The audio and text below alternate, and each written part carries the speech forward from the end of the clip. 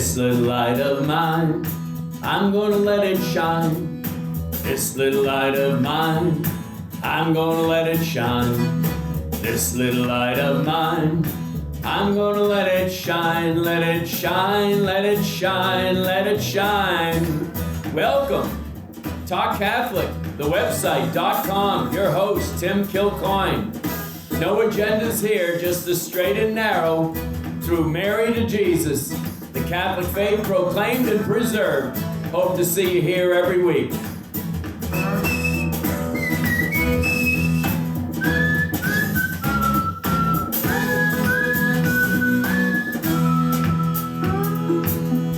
Talk Catholic, summertime with Tim Kilcoyne. And I hope you're enjoying these waning weeks of summer, and some students go back early. I hope you're going to check the curriculum, make sure there's no woke stuff. All you parents, be on guard. Just because there was an administrative transition politically last fall, that doesn't mean that they're not going to try to implement their agenda for the new morality. And we'll be speaking to the new morality in the church in just a second. We'll continue on today with our book review, Cultural Meltdown with Bill Donahoe, and get back to Mother Angelica's Answers Not Promises next week. But it's only apropos, speaking to this new morality, that I share with you, as I like to do, and I do so purposely, because I think anybody in religious education and pastoral ministry needs to be sharing about themselves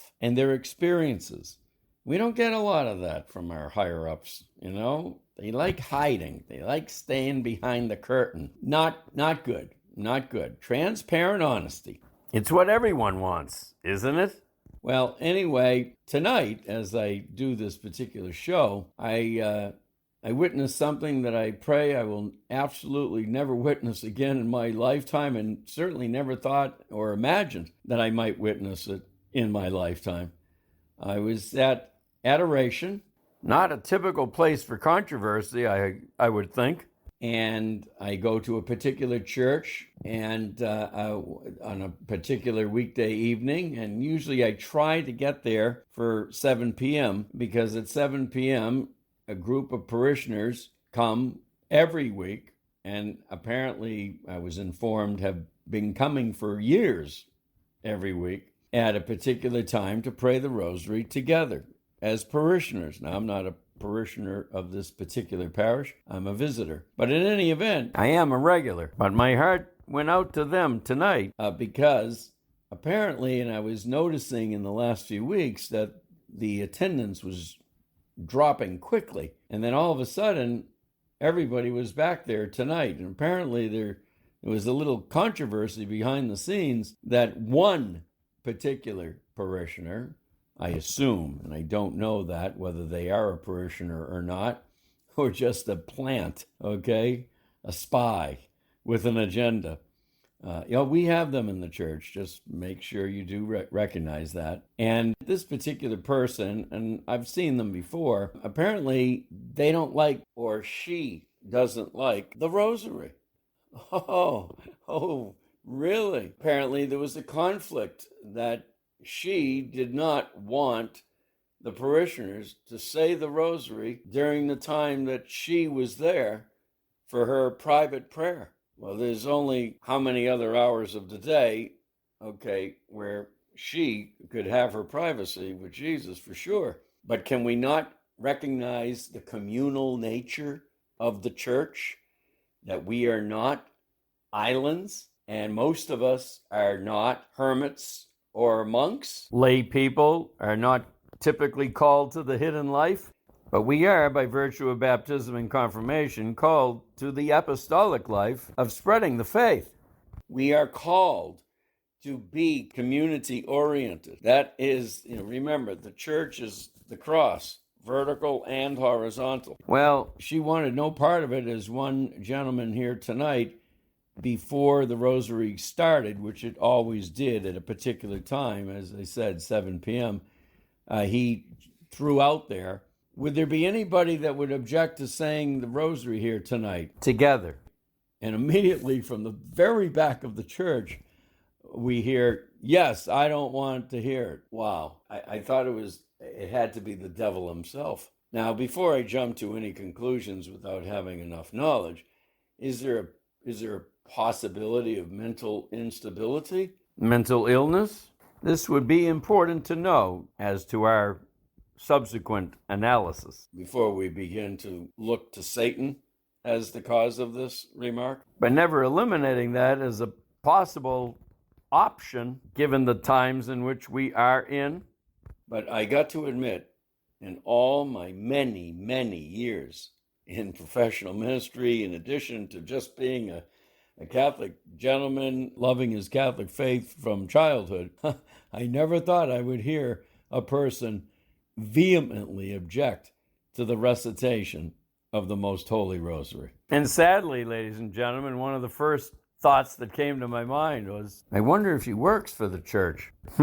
Colors finally in the open for the baby boom 1970s radicals that are still beating their drum for what they want the church to look like. Well, tonight was a first, and it coincided with the new document that has been put forth by the Vatican regarding the implementation of the final phase of the upcoming synod. I think there's a connection of the dots there, but we won't have time to go into that today. But we have been talking quite a bit about the deep church, at least I have, that there is, as Archbishop Fulton J. Sheen warned, the evolution of a counterfeit church. Yes, the deep church. The bureaucrats, just like the deep state, who don't get fired. And many of them are from those 1970s, and they're baby boomers. And they come with an agenda to change the church. I highly recommend that you look at the age of some of our hierarchy, or call them primary decision makers, as paralleling the elites in the political realm. Oh, indeed, they tend to be of my generation, 60 plus, the great rebel generation of the 60s and 70s. And they haven't given it up yet, ladies and gentlemen. They're still trying to color reality to their liking rather than accept God's reality, his playbook that he has put in motion from all time immemorial. No, they're still kicking and squirming and digging their heels in and thinking that their agenda actually might work, when in fact all we did over the last 40 years is close down thousands and thousands of parishes. What is it that you didn't get? But no, as I have the book across from me, socialists never sleep. They don't quit. They don't have the truth. They never did have the truth, but they got a lot of passion. And this particular person, I will be watching ever so carefully as to whether the squeaky, angry wheel gets the grease again. Not just at your school committee meeting, but at the local parish. Because this is the problem in many institutions where the good do not act brave. No courage. We shall see. But this one person, I pray, and I pray for the pastor of this particular church, that he will stand tall and not kowtow and put the Blessed Mother first. If there's any one woman that gets first place, it's Our Lady. She gets first place. I just thought it was beyond my ears. I just couldn't believe what I heard. No, I don't want to say it. Wow.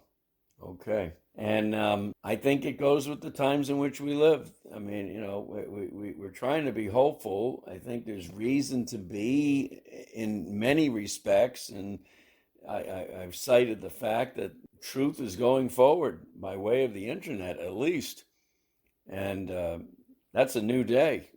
And I think it had a big influence on our politics back in the fall. Monopolies of companies aren't going to dominate anymore as long as that internet stays free. And that's good news for the church and those who are trying to hold on to all that is unchanging, namely doctrine and dogma. And if our new Pope continues to go down this road of Pope Francis regarding synodality and not return to the classic conception of synodality, which is simply the Pope and bishops coming together to clarify the church's teachings, to sanctify, and to govern. Those are the three callings of the hierarchy: teaching, sanctifying, and governing. It's their gig. We're not a democracy. That's called Protestantism 2.0 of Martin Luther 1517.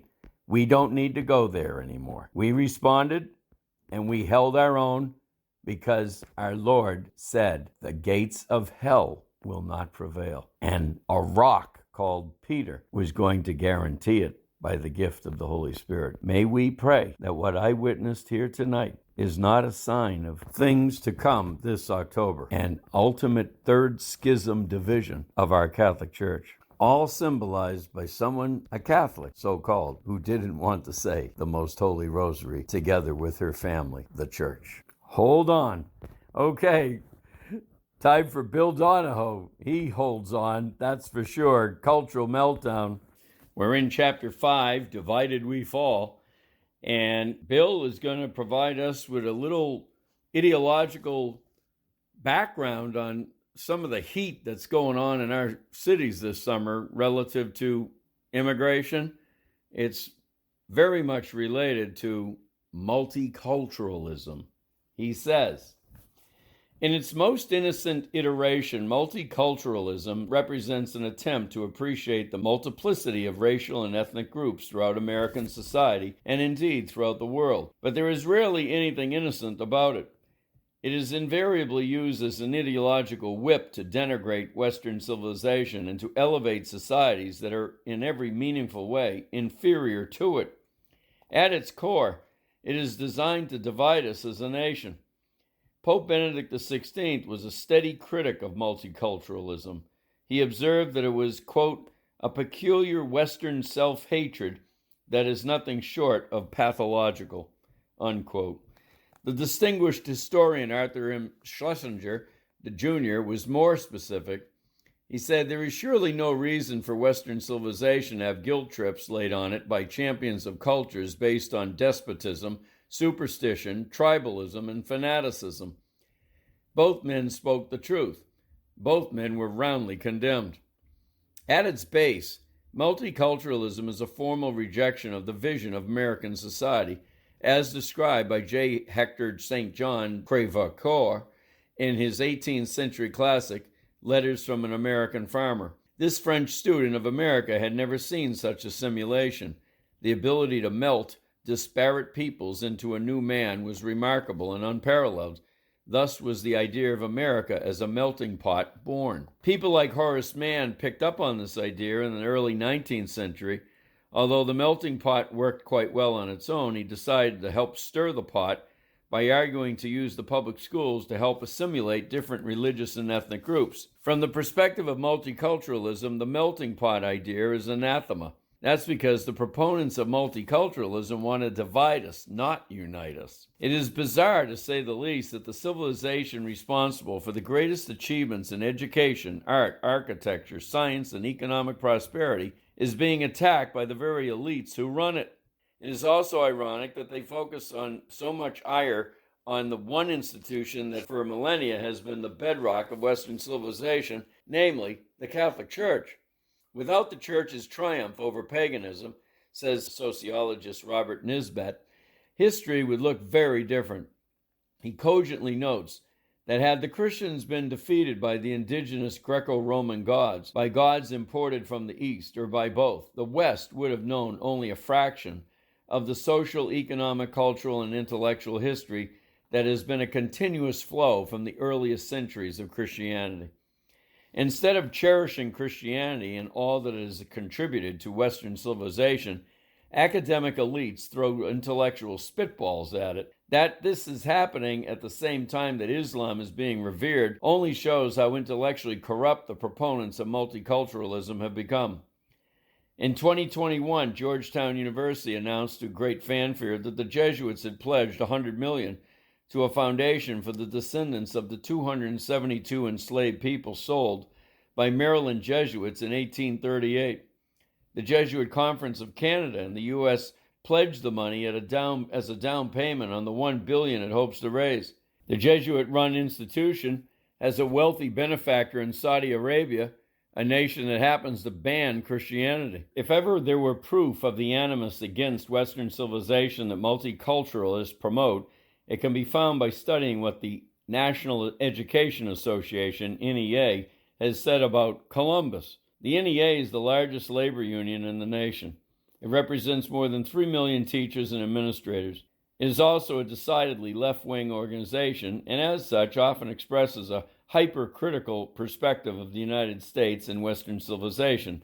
Its frontal assault on Columbus is one such example. On the NEA's website, information about Columbus is found in a section titled Resources for Teaching About Indigenous Peoples. There is plenty of information about the people who migrated to America, just like the rest of us. These indigenous peoples came from Asia. We know them as American Indians. The NEA has lots of resources for teachers on Columbus and the Indians, the most prominent of which is the Zinn Education Project. That's right.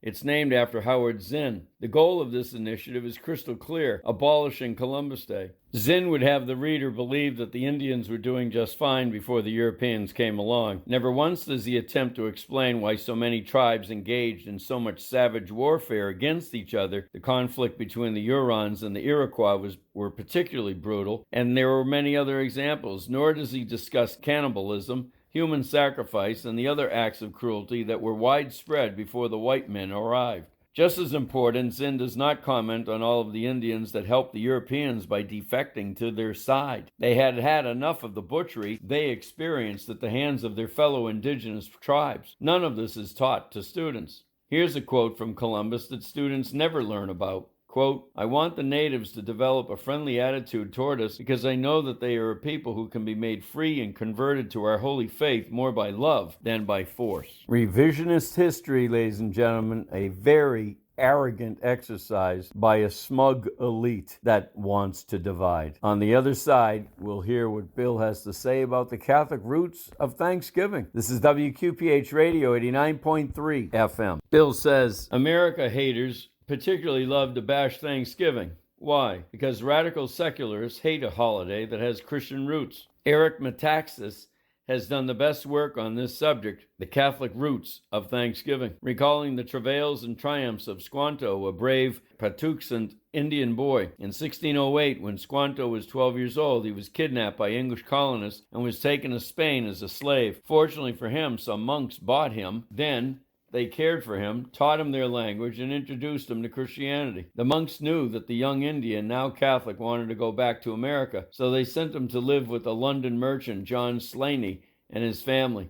He learned English well, and after spending 5 years with the family, he boarded a ship to America. Squanto arrived in Plymouth, Mass., which is where he grew up. He was stunned by what he found. Everyone he knew was dead. Contrary to what left-wing authors say, they were not bludgeoned to death, they died of smallpox. According to Metaxas, the Pilgrims basically adopted him. Lucky for them, he spoke English and was able to help them. Indeed, Squanto showed them everything that there was to know. He showed them how to catch fish, where the lobsters were, how to tread the eels out of the mud in the stream beds. He basically single-handedly showed them how to survive. Governor William Bradford of the Plymouth colony wrote in his journal that Squanto was a special person sent by God. As a tribute to the bond that they had established, Squanto and the Pilgrims celebrated a Thanksgiving dinner. The custom originated in 1621 when Bradford recognized the day of public praise and prayer after the first harvest. The first national observance did not occur until President Washington, at the request of Congress, named Thursday, November 26, 1789, as a day of public thanksgiving and prayer. The left does not want us to acknowledge the truth about Thanksgiving. That would undercut their America-bashing agenda. They also don't want us to know why many American Indians died. The historical fact is that there were kind Europeans and cruel Europeans. There were also kind Indians and cruel Indians.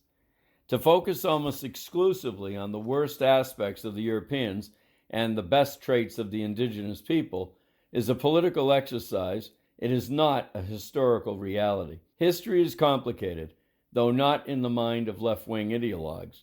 The fact is, a lot of blood has been spilt by virtually every people that has ever walked the face of the earth, and too often yesterday's oppressed become tomorrow's oppressors. That is the dirty, dark truth. of history. This is what happens when objective analysis gives way to subjective interpretations of history. It is at the heart of the multicultural fallacy. Judging the past by the standards of today is morally seductive, but it smacks of hubris. Future generations may well look back at what we are doing today to the unborn and to the sexually confused and render harsh judgments against us. A couple of reflections that I have. Irish need not apply. That was a pretty common sign in colonial America to all the new Irish immigrants. And I don't think the Irish expect financial reparations from the English today, here in America, that's for sure. I remember saying to a former colleague in theology of a Catholic prep school where we both taught, I said to him in all utter honesty, I am a baby boomer of the baby boom generation, and in that generation, I'm in my 60s, I personally have not met an avowed racist. Ever. Could someone have been a quiet, silent one? Perhaps, but not a verbal public promoter of racism.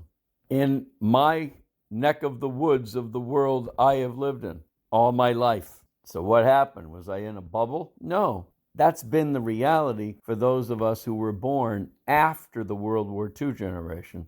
Now, that does not apply to the World War II generation and the World War I generation. There was a lot of prejudice going on there, no doubt about it. And thank God for the Civil Rights Act of 1964 and Martin Luther King's champion cause. But going back to what Bill had to say earlier in the chapter about teaching himself the subject of racism, he said the question is, have we made progress? That's and we don't want to turn clocks back. And it seems that that's what happened in the last 15 years or so, where there was an attempt to divide America by stirring up a bee's nest when the bees had long gone. Okay, it wasn't an issue. I remember going to an practically all white prep school, kind of a pipeline to the Ivy Leagues, and we only had about 15 African Americans at the time, late 1970s. And I promise you, there was no racism. Those students were treated with the utmost respect and fairness at that school. So let's move with the flow, indeed, of history that has been positive with regard to racism and other isms that have actually made progress along the lines of a Christian spirit of tolerance. This is the reality that they just don't want to be heard, but it's going to be heard because the airwaves are free and we're going to get the truth out about reality one way or the other. And Bill now takes up the next subject of CRT at your local public school. But as usual, Bill lays some pretty important historical foundation first. He said the 1964 Civil Rights Act was the most important and comprehensive civil rights legislation in the 20th century. Discrimination on the basis of race, color, religion, and national origin was banned. The goal was to provide equal opportunity for every American, and Section 703J of Title VII explicitly barred preferential treatment. But it didn't take long for the courts and administrative agencies to start ignoring this provision. The big turning point came when President Lyndon Johnson gave the 1965 commencement address at Howard University. In his address, he rejected the core principle of equal opportunity that undergirded the Civil Rights Act, passed only a year earlier. Instead, he called for equality of results. He said, "You do not take a person who, for years, has been hobbled by chains and liberate him, bring them up to the starting line of a race, and then say, you are free to compete with all the others, and still justly believe that you have been completely fair," Johnson said. He announced what would be the next and the more profound stage of the battle for civil rights, and by that he meant not just equality as a right and a theory, but equality as a fact and equality as a result. Equality of result is a daunting and dangerous goal, Bill says. It has proven to be extraordinarily controversial. It was the beginning of affirmative action. Initially, it meant that employers had to affirmatively set out to hire qualified minorities and to favor racial minorities if all else were equal. But all else is never equal. The world is too varied to measure qualifications that precisely. Soon the hopeful goals and aspirational timetables that had been established turned into quotas. Inevitably, that led to discrimination against non-black people. It was not until 2023 that the Supreme Court, ruling on a case brought by Asian Americans, finally struck down affirmative action in a 6-3 decision. But goals like equal opportunity, equal results seem quaint given the current onslaught of critical race theory formulated to combat racism. This doctrine insists that all white people are inherently racist, and as a result, it is inherently racist itself, and it smacks of the radical secular agenda. We'll pick it up there next week on WQPH Radio 89.3 FM. Trying to be fair to all people. God bless. Have a great week. Let your light shine. That is what it's all about here at WQPH Radio 89.3 FM. But we need to hear your story. You want your voice to be his voice. That is making the faith known to others. Please, my number is 877-625-3727. Tim Kilcoyne, TalkCatholic.com. Say, Mother Teresa told us, your ministry is your work right where you are. Grab on to this microphone. God bless.